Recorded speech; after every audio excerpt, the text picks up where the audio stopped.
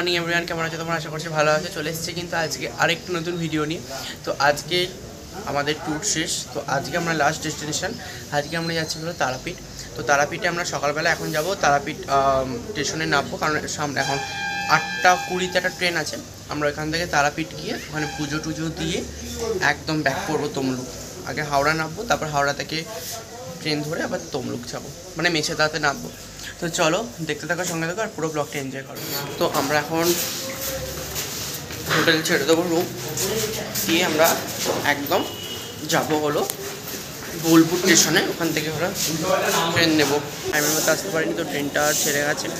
তো এবার আমরা যাবো একটা ট্রেন আসবে 10 মিনিট পর, তো ওখানে আমরা যাবো। তো এখন হলো এই যে ট্রেনের মধ্যে বসে পড়েছি, দেখছো খুব ভিড় ছিল, জায়গা পাইনি, তাও প্রায় 5-6 মিনিট দাঁড়ানোর পর ট্রেনের সিট পেলাম। আর এই যেখানে সব বসে আছে দেখতে পাচ্ছ। আর এখন আমরা যাবো রামপুরহাটে। আমরা এখন তারাপীঠে চলে এসেছি, এখানে স্টেশন থেকে বাইরে। তো এবার আমরা তারাপীঠে যাবো, এখান থেকে মনে হয় টোটো করে যেতে হবে। তো এখন টোটো যাই, টোটোতে উঠবো।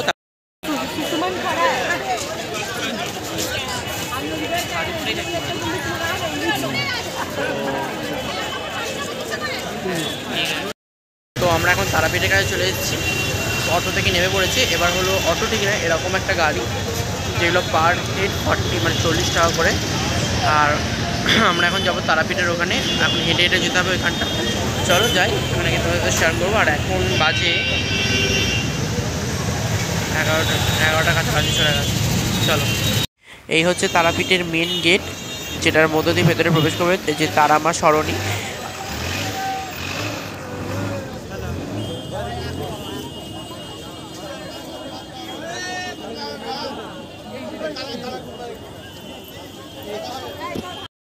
এখানে কিন্তু দুধারে বিভিন্ন রকমের পুজোর ডালির কিন্তু সামগ্রী বিক্রি হচ্ছে, এছাড়াও বিভিন্ন রকমের খাবার দোকান রয়েছে।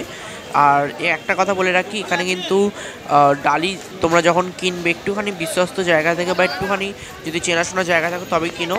আর যারা হয়তো যাদের চেনাশোনা নেই তারা একটুখানি দেখে শুনে কেনো। আর দুধারে দেখতে পাচ্ছ প্রচুর দোকানপাট রয়েছে।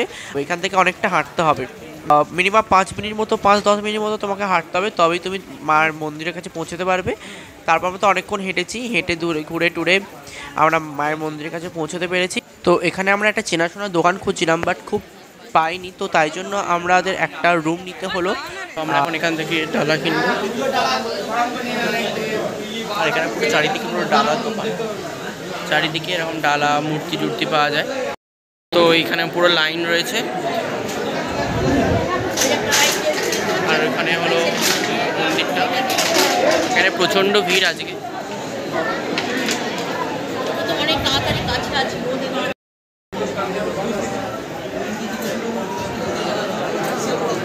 তো আমরা এখানে তারাপীঠে কিন্তু পার হেড 300 টাকা করে পে করে গেছি। কারণ কি বলতো, এখানে জেনারেল যেহেতু লাইনগুলো রয়েছে, সেখানে কিন্তু তুমি মায়ের মন্দিরে মানে গর্ভগৃহে কিন্তু প্রবেশ করতে পারবে না।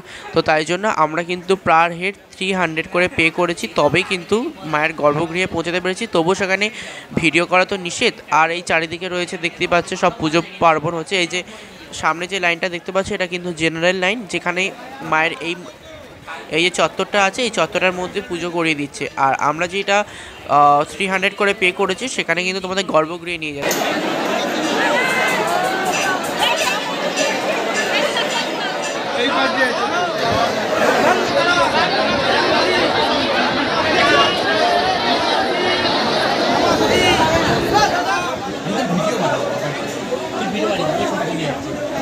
আমি একটা সেলফি তো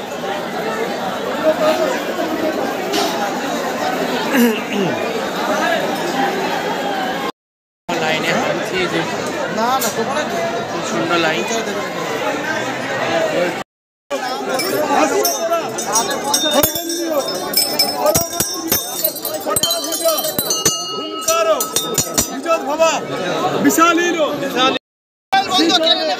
তো ভেতরে ক্যামেরা যেহেতু একদম বন্ধ, তো যাই হোক করে একটা ছবি আমি অন্তত তুলতে পেরেছি। তো আমাদের ভালো করে পুজো দেওয়া হয়ে গেছে। এবার হলো আমরা খেতেই যাবো, মানে ভোগ খেতেই যাবো, তো ওটাই যাই। আর খুব ভালো করে পুজো দেওয়া হয়ে গেছে, আর ভালো করে মানে একদম শান্তি করে পুজোটা দিয়েছি। এবার হলো আমরা ভোগটা খেতে যাবো, এখন ভোগ খাবো এখানে। মায়ের ভোগ আমাদের খাওয়া হয়ে গেছে, এবার হলো আমরা যাচ্ছি বাড়ি ট্রেনে। চলো ট্রেনে উঠবো, এবার তাড়াতাড়ি করে আমাদের রামপুর স্টেশনে যেতে হবে, রামপুরহাট স্টেশনে, ওখান থেকে একদম হাওড়া ট্রেনে আমরা যাচ্ছি তারাপীঠ মহাশ্মশানে, যে এই দিকে যাচ্ছে তারাপীঠ মহাশ্মশান।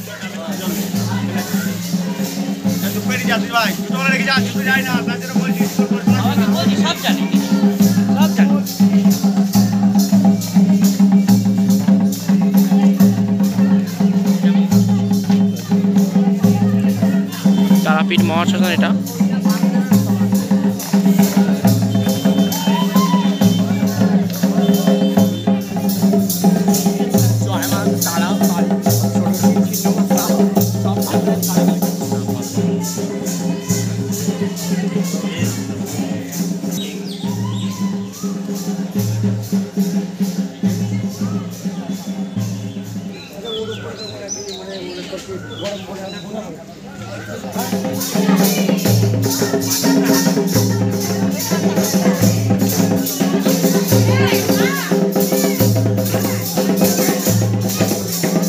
এটা হলো মায়ের পাদপদ্ম।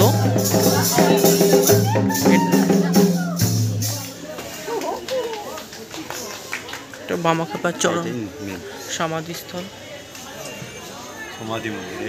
তো আমরা এখন রামপুরহাট স্টেশনে চলে এসেছি, এবার আমরা ট্রেনে উঠবো।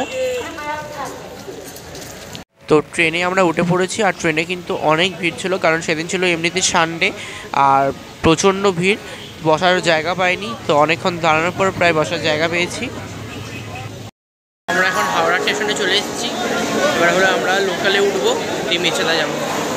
আর এখন বাজে প্রায় 8:30, একদম শরীর পুরো শেষ। তো এই যে লোকাল ট্রেনে উঠে পড়েছি, আর লোকাল ট্রেনটা ছিল খুবই ফাঁকা, আর উঠেই বসার জায়গা পেয়ে গেছি যেহেতু, আর খুব তাড়াতাড়িও পৌঁছে। আমরা এখন মেচেদাতে চলে এসেছি, এবার হলো আমরা ওভারব্রিজ পার করে বাসে যাব, বাস দেখি কোথায় কি আছে।